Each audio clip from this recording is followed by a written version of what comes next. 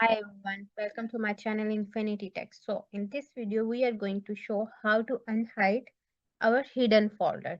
So in last video we just saw that how to hide the folder. Now we need to check how to unhide the folder of our hidden folder. So for this, first of all, we just need to go to our folders and there is a option at the top is the file. We just simply need to click on this option and then change folder and change search option. We just need to simply click on this option and there is the option open each folder in its window. Just click on this, click on the view, and there's another option show hidden files in the folder. Just click on this and simply apply.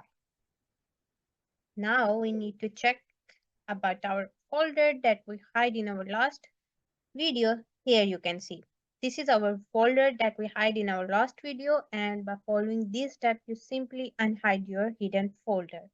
So to get more informative videos like this, just follow my channel Infinity Tech. Bye bye, take care.